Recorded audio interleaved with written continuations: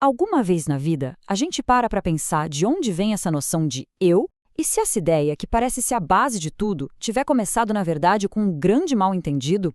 Hoje, vamos mergulhar de cabeça em uma das teorias mais fascinantes e, olha, um tanto perturbadoras da psicanálise, o estádio do espelho, de Jacques Lacan. A teoria do Lacan já começa nos jogando uma pergunta que dá um nó na cabeça. E se essa imagem que a gente tem de si, esse eu que parece tão real, tão sólido, for na verdade uma ilusão? Uma ilusão que a gente abraçou lá na infância e nunca mais largou? Para a gente conseguir desembrulhar essa ideia, vamos fazer uma viagem, seguindo os passos da nossa própria formação. A gente vai começar lá atrás, na experiência toda despedaçada de um bebê, depois vamos passar pelo momento que é mágico e ao mesmo tempo enganoso do espelho, e por fim vamos ver como tudo isso constrói uma verdadeira fortaleza em volta do nosso eu. Beleza.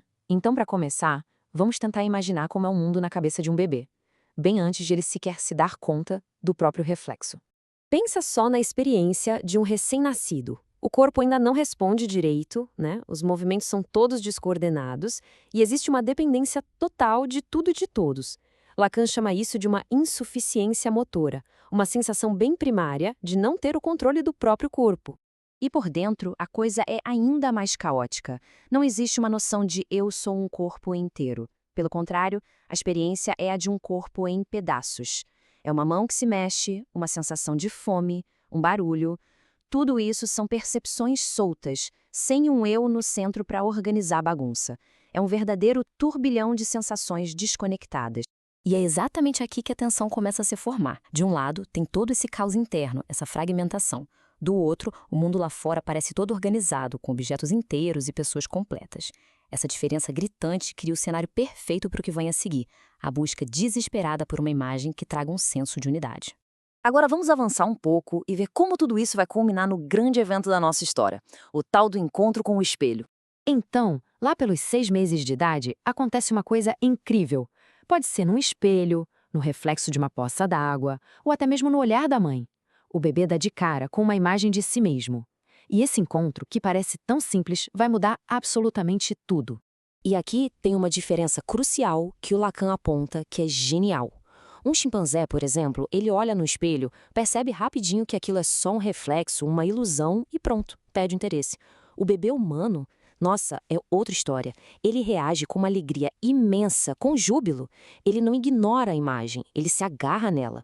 E essa reação diz muito sobre como a nossa mente se forma. Aquela imagem no espelho é a solução perfeita para o caos interno. Pela primeira vez na vida, o bebê se vê como um todo, com um controle, uma coordenação que ele, na realidade, ainda não tem. É uma promessa de que um dia ele vai ser completo, e ele abraça essa promessa com uma alegria contagiante, superando aquela sensação de desamparo. Tá, mas o que de verdade está acontecendo nesse momento de pura alegria e reconhecimento? Que mágica é essa? Lacan dá um nome para isso: identificação. Mas olha, não é só um "ah, legal, esse sou eu".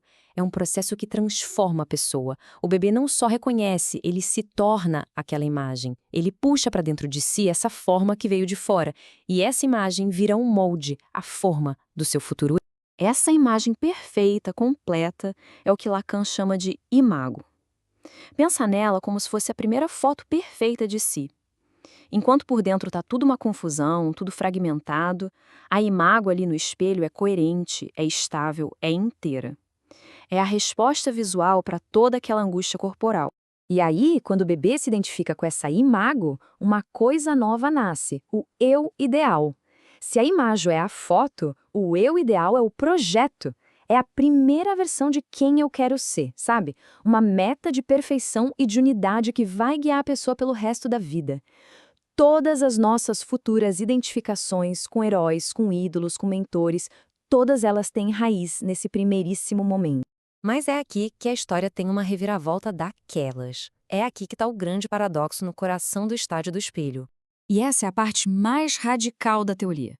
Esse eu, que parece ser o nosso centro, a nossa verdade mais profunda, para Lacan, ele é, na sua essência, uma ficção. Ele não nasce de dentro para fora. Ele é construído a partir de algo de fora, uma imagem, uma outra coisa. O nosso eu é, na sua origem, um outro. Isso cria uma divisão, uma fratura que a gente vai carregar para sempre. De um lado tem a imagem ideal, inteira, estável, aquilo que a gente quer ser. Do outro, a experiência real do corpo, caótica, despedaçada, insuficiente. O nosso eu nasce exatamente nessa rachadura, nessa tensão constante entre o que a gente sente por dentro e o que a gente vê por fora. Essa forma completa que a gente vê no espelho é o que Lacan, pegando um termo emprestado da psicologia, chama de Gestalt. É a percepção de um todo unificado. O problema é que essa totalidade é sempre externa. Ela nos dá uma forma, sim, mas ao mesmo tempo nos aliena, nos distancia da nossa experiência real. A gente se identifica com algo que, no fundo, não é a gente. E esse pequeno mal-entendido, esse equívoco lá da infância, bom, ele ecoa pela vida inteira, moldando toda a nossa estrutura mental. Então, o drama todo se desenrola assim. A gente parte de uma sensação de insuficiência de um corpo que não dá para controlar. Aí, a gente antecipa uma perfeição na imagem do espelho. E para proteger essa imagem ideal da realidade caótica, a gente constrói uma identidade rígida. O nosso eu se torna uma armadura. Ela dá forma, claro, mas também nos aprisiona. E Lacan não poupa metáforas para descrever esse ego, viu?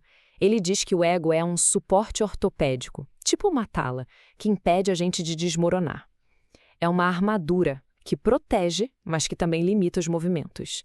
E é um castelo fortificado, defendendo a todo custo a ilusão de que somos um só contra o caos que ainda existe lá dentro.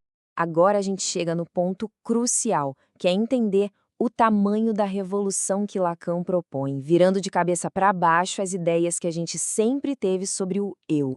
Essa ideia toda bate de frente com a famosa frase do Descartes: penso, logo existo. Para Descartes, o eu é a fonte da verdade, nasce da consciência pura. Para Lacan, é o exato oposto. O eu é o lugar da ilusão, do equívoco, uma construção baseada em algo de fora. Onde Descartes vê autonomia, Lacan vê uma identidade que foi, basicamente, emprestada de um reflexo.